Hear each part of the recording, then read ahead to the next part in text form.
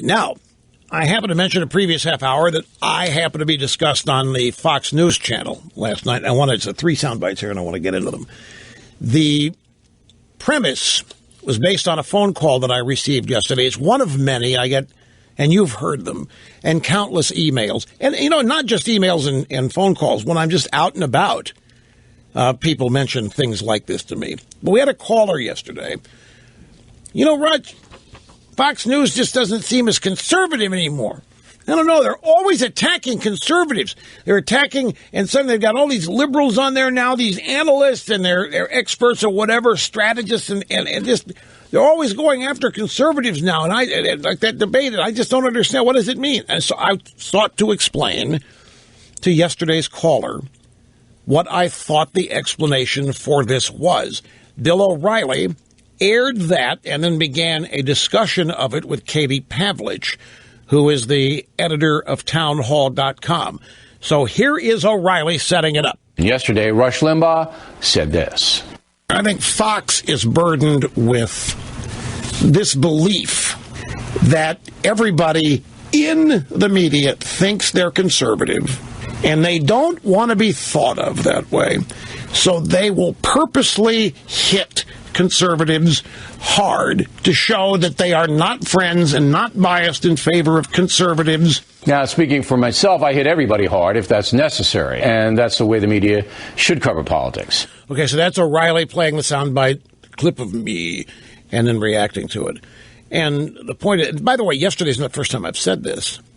I'm blue in the face saying it. I think it's true not just to Fox. I mean, hell, it explains half the behavior pattern of the GOP establishment. They're tired of what people think of them and want to correct them or disabuse them of the notion. And you get inside these capitals, the Washingtons, the New Yorks, inside these places in the culture where the left runs them. The Democrats run both the corporate and social culture in these towns. And I don't have any doubt that being accused of being conservative is not cool. To a lot of people. No. And so to demonstrate that they're fair, I don't think it's really trying to demonstrate they're not conservative. I think the better way of saying it is that there are some people at Fox, and I don't know that it's a corporate thing. I just think some people think that if they go after conservatives, that they'll be seen as fair and not in the tank for anybody.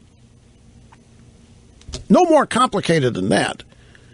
And I think it's true of not just of people in the media or at Fox, but if you ever encounter conservative on conservative crime, so to speak, I think one of the explanations is that whoever's doing the criticizing is attempting to curry favor with whoever the power structure where they live is, so that they will not be lumped in with all these crazy, wacko, pro-life conservatives and so forth.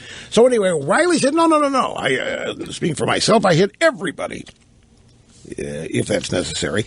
Katie Pavlich, townhall.com, brought on. O'Reilly said, Katie, what do you think about Mr. Limbaugh's statement? I think that he's wrong. Fox News is exactly that. It is a news outlet. We provide the news. Megyn Kelly, of course, is one of those people who's been in the news a lot for asking a certain candidate a question that their supporters didn't like. Fox News anchors and reporters aren't purposely going after conservatives. They're simply asking questions about their records and about their positions, and that is called journalism. It's not about purposely going after them to somehow prove that they're not conservative. Journalists here are simply doing their job.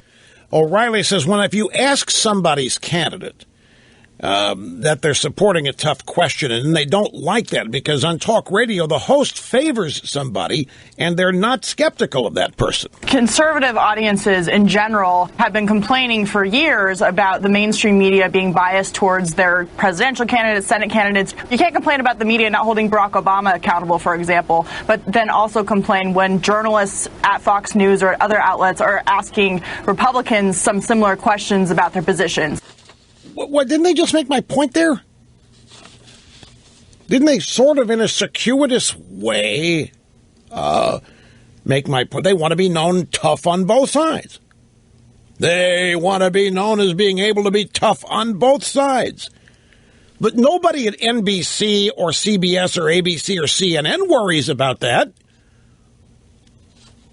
Does anybody ever get mad at CNN for the way they might go after, say, Bill de Blasio? Have you ever heard it happen?